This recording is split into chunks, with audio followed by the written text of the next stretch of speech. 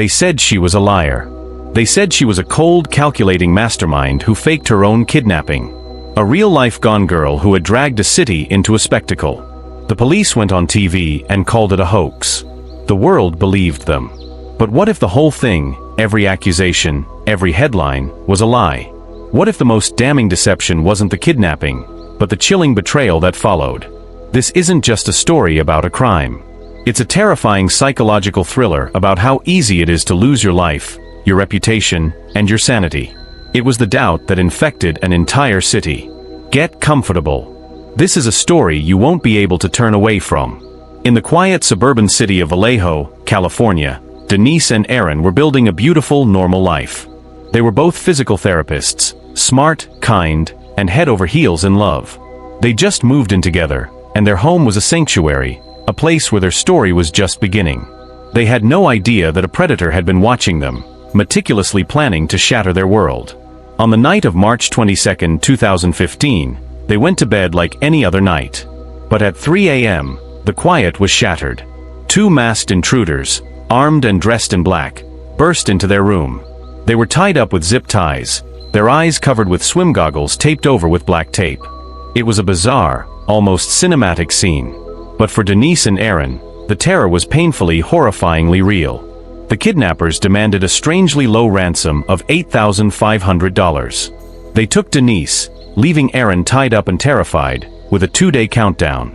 Aaron, in a state of pure panic, finally managed to free himself.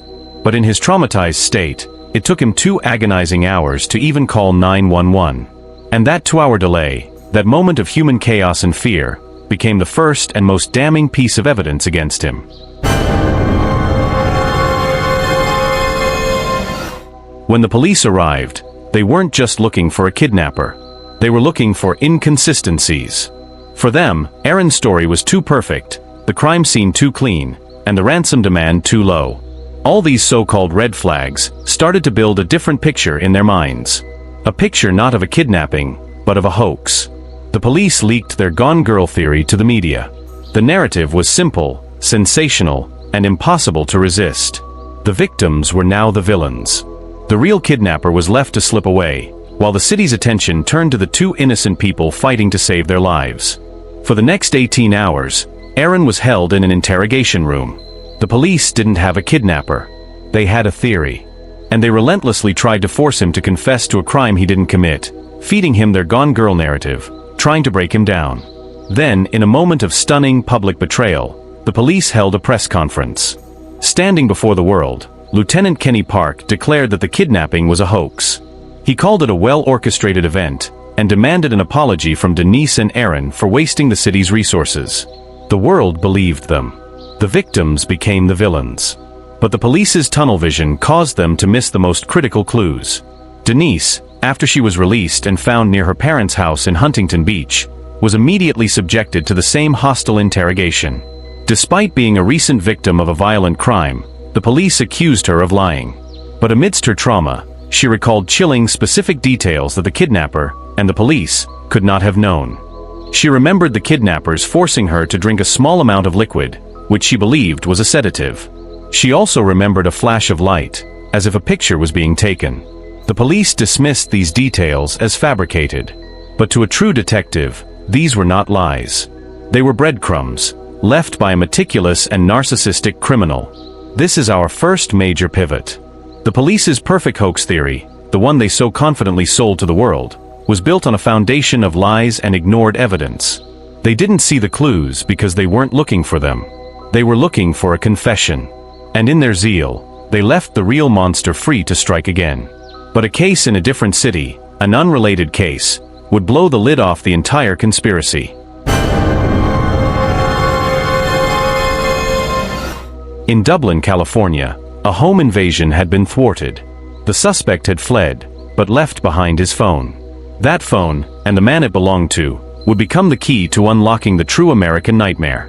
The man was Matthew Muller, a former Marine, a Harvard-trained immigration attorney, a man with a brilliant mind and a dark secret.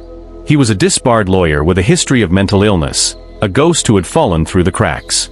The police in Dublin, investigating the home invasion, discovered a stunning array of evidence in his car, blacked-out swimming goggles, the same kind of zip ties used in the Huskins kidnapping, and a flash drive containing a document of his twisted fantasies. But the most damning evidence was the document on the flash drive. It was a meticulously written, horrifyingly detailed manifesto of his crimes.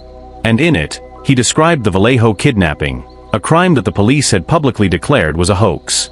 The details in his manifesto were a near-perfect match for the details Denise had provided, the same details the police had dismissed as lies. The Dublin police, to their credit, took the information to the FBI. The FBI, with a fresh set of eyes, started connecting the dots. They traced the ransom emails sent to Aaron Quinn. They found a photo on Muller's phone.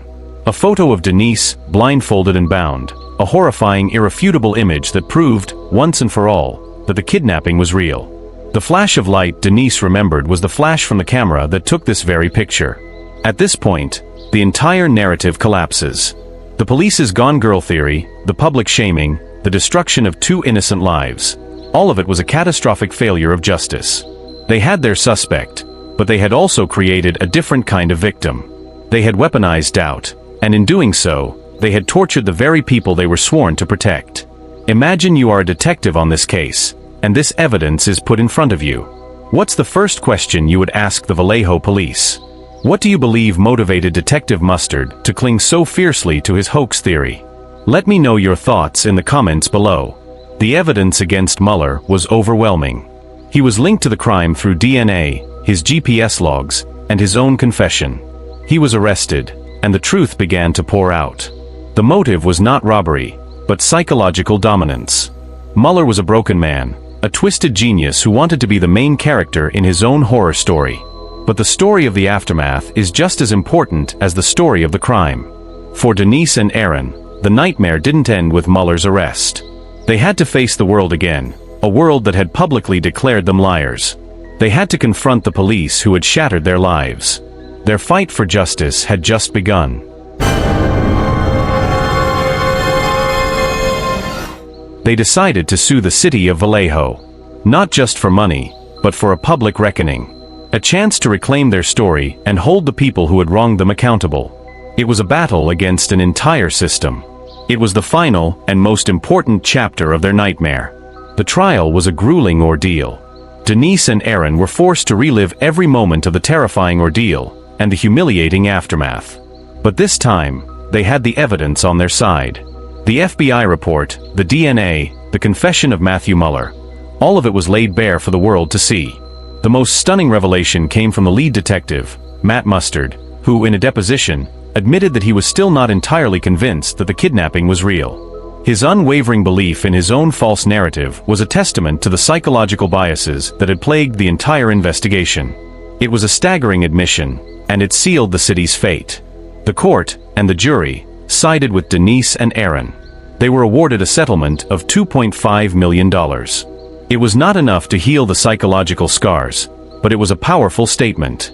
The verdict was a vindication, a final public declaration that they were the victims, and the police had been the perpetrators of a different kind of crime, a crime against truth. They had won the legal battle, but the war for their reputation, and for their peace of mind, was ongoing. The Gone Girl narrative, once seated in the public consciousness, was hard to shake. Even today, there are still some who believe that it was all an elaborate lie. The true crime community, however, knows the truth. They know the chilling details that point to the real monster.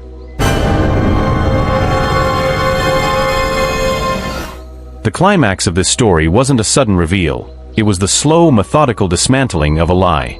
The final damning piece of evidence was not just the physical proof, but the chillingly detailed manifesto found on Matthew Muller's flash drive. It was a document that laid bare his twisted, meticulous plan. He described the high-end car thief cover story, the use of the swim goggles, the exact ransom amount, and the cruel psychological games he played with Aaron. It was a confession in his own words, a blueprint of his crime. It was here, in the cold, hard reality of Muller's own creation, that the police's Gone Girl theory was finally, and irrevocably, proven to be a work of fiction. The why, the motive behind this bizarre crime, was even more disturbing than the act itself. Muller wasn't a master criminal. He was a deeply disturbed individual who had lost his job and his marriage. He saw himself as a victim of a system that had failed him. His crimes were an attempt to reclaim a sense of power and control. He was an intelligent, disbarred lawyer whose mind had been warped by a combination of mental illness and a sense of entitlement. He didn't want money, he wanted a narrative. He wanted to orchestrate a crime so complex and bizarre that it would be a story for the ages. The motive was not robbery, but psychological dominance. Muller wasn't a thief, he was a storyteller, a twisted artist creating a real-life horror show. His crime was a desperate act of a man who wanted to be the main character in his own twisted narrative, no matter the cost. The resolution of the case was a two-part victory. First, Matthew Muller was arrested and, in a plea deal, confessed to the kidnapping. He was sentenced to 40 years in prison, a sentence that was, for many, a small measure of justice. But the second victory, the one that truly mattered to Denise and Aaron, was the one that came in the courtroom against the city of Vallejo. The final climax was not the arrest of the kidnapper, but the public humiliation of the institution that had betrayed the victims. The settlement of $2.5 million was not just a check, it was an admission of guilt. It was the legal system, finally, standing up and saying, "We were wrong." It was a victory for truth, for perseverance, and for two people who refused to be silenced. The aftermath of the American nightmare was a long road to recovery. Denise and Aaron were not just victims of a kidnapping, they were victims of a system. They had to rebuild their lives, their careers, and their reputations. They wrote a book, Victim F, to tell their story in their own words, to reclaim their narrative from the sensational headlines and the police's false accusations. Their story is a powerful reminder that justice is not always swift or fair. It is often a long, painful battle against the very people who are supposed to be on your side. The consequences for all parties involved were immense. Matthew Muller is in prison, a fate he deserved. The city of Vallejo was forced to pay for its failure, a monetary punishment that, hopefully, taught a lesson. But the biggest cost was borne by Denise and Aaron, who were forever changed by a crime that was not just against their bodies, but against their very identities. So, do you believe justice was truly served in this case? Matthew Muller is behind bars, but the police who shamed the victims were never held criminally accountable. The question remains, can a monetary settlement truly heal a wound as deep as the one inflicted on Denise and Aaron? Is it possible to ever fully recover from a nightmare where the monster was both the kidnapper and the system? If you were captivated by this story, you won't want to miss our next video. The chilling psychological mind games in that case will leave you just as stunned. Click the end screen to watch it now. Don't forget to subscribe and turn on notifications so you never miss a new deep dive true crime documentary. Thank you for watching. We'll see you in the next one. Let us know your thoughts in the comments below. Subscribe for more gripping true crime breakdowns, mysteries, and criminal psychology stories, only on Twisted Case.